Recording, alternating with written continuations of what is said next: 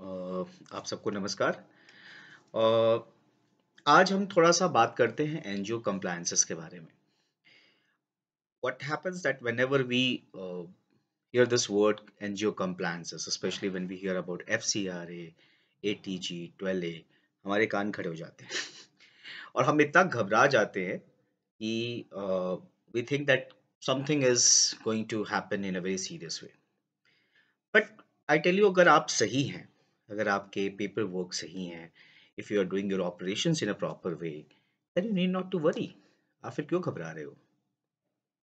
Just like एक special 26 करके film बनी थी एंड उस फिल्म में लोग जो हैं सीबीआई या बाकी लोग का नाम जो है सुन के घबरा जाते थे। I just want to talk about कि बेसिक चीज़ें आपको देखनी है एंड देन आप अपने कंप्लायंसेस को सही तरीके से रख सकते। एक बेसिक होता है कि आप अपने जो भी एक्सपेंडिचर्स कर रहे हैं, ठीक है? आप देखिए कि वो एक्सपेंडिचर्स जो हैं, कोई भी अगर प्रोजेक्ट है आपका, तो उसके इन लाइन हो, और अगर कहीं पे भी उसमें कुछ चेंजेस आ रहे हैं, तो आपके डोनर्स के साथ एक डिस्कशन होना चाहिए और बहुत अच्छा रहे कि अगर उसका कोई एक रिटन आपके पास अ, लिखित में हो कि ये आपने बेसिक चेंजेस किए हैं, और अगर नहीं भी हैं तो आप एटलीस्ट कम से कम उस अपने डोनर को इन्फॉर्म करें और उनको बताएं। तो ये बहुत एक ज़रूरी चीज़ है।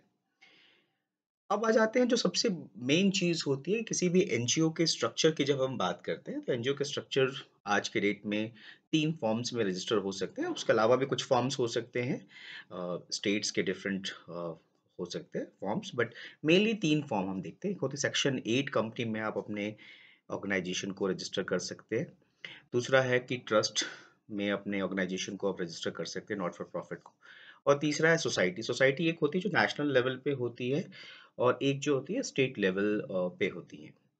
मेरा मेरा सुझाव है कि सबसे बेस्ट इनमें जो है वो है सेक्शन 8 में अपने ऑर्गेनाइजेशन को रजिस्टर करना। उसकी कई सारी सहूलियतें हैं, और एक प्रकार से कहीं न कहीं वो एक स्टैंडर्ड, जो कंपनीज़ के स्टैंडर्ड होते हैं नॉट फॉर प्रॉफिट के फॉर्म में, वो उसको मेंटेन करते हैं। और ये एक बेहतर फॉर्म है रजिस्ट्रेशन का। अगर आप अपने नए नॉट फॉर प्रॉफिट को रजिस्टर करना चाहते हैं तो section 8 would be one of the best option. बाकी आप और भी चीज़ों को एक्सप्लोर कर सकते हैं। अब किसी भी एनजीओ को, ऑर्गेनाइजेशन को चलाने के लिए आपको डोनेशंस चाहिए होता है। डोनेशंस के साथ कुछ टैक्स एग्जेम्पशंस होते हैं। तो अगर आपकी ऑर्गेनाइजेशन को टैक्स एग्जेम्पशन चाहिए तो वहाँ पे 12AA सर्टिफिकेट चाहिए होता है, उसके लिए आप अप्लाई कर सकते हैं। और अगर आपको कोई डोनेशन दे रहा है, उसको टैक्स एग्जेम्पशन चाहिए, जो आपका डोनर है, तो उसके लिए एटीजी फॉर्म सर्टिफिकेट होता है, वो आप उसके लिए अप्लाई कर सकते हैं। याद रखिए, जो एटीजी का जो टैक्स बेनिफिट होता है, वो अप टू 50% मिलता है डोनेशंस के ऊपर, और आप उसको और एक्सप्लोर कर सकते हैं। लेकिन ये सिर्फ लोकल फंड्स पे होता है। अगर कोई आपको फॉरेन फंड दे रहा है और वो एक्सपेक्ट करता है कि उसको टैक्स एग्जम्पशन मिले और एटीजी वहाँ पे एप्लीकेबल होगा, तो बिल्कुल भी नहीं होगा। इसका ध्यान रखिएगा। तो हमारा रजिस्ट्रेशन हो गया, हमारा 12AA सर्टिफिकेशन हो गया, एटीजी हो गया।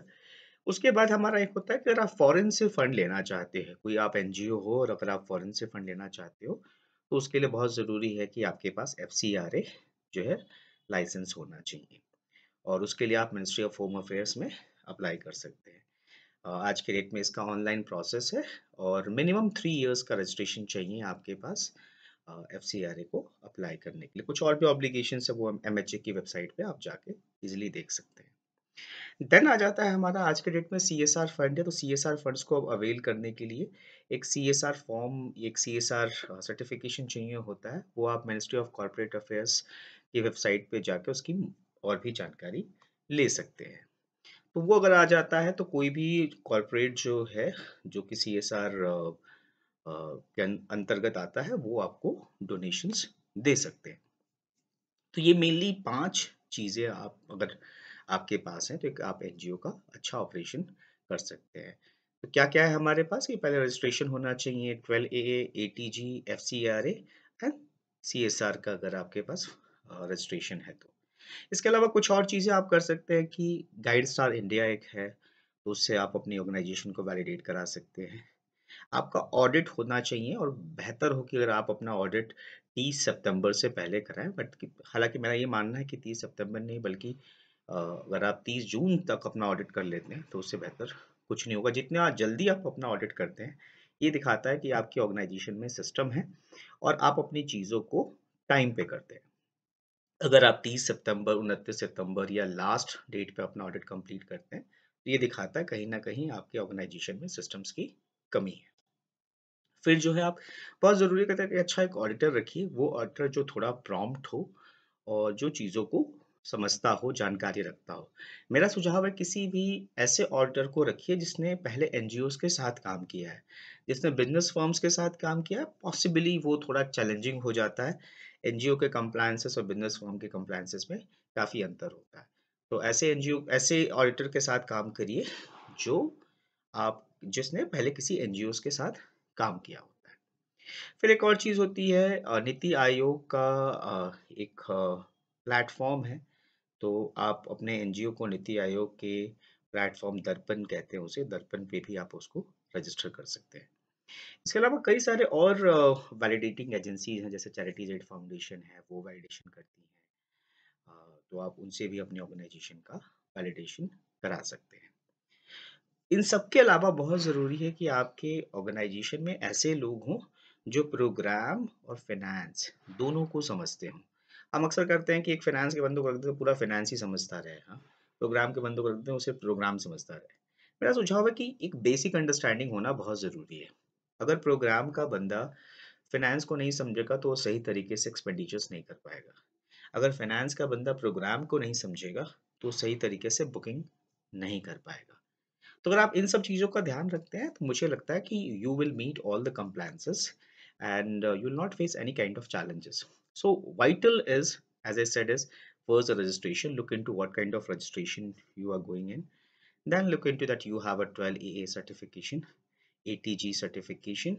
You have, if you are willing to receive or if you wanted to receive foreign funds, or if you're applying for foreign funds, you need to have FCRA.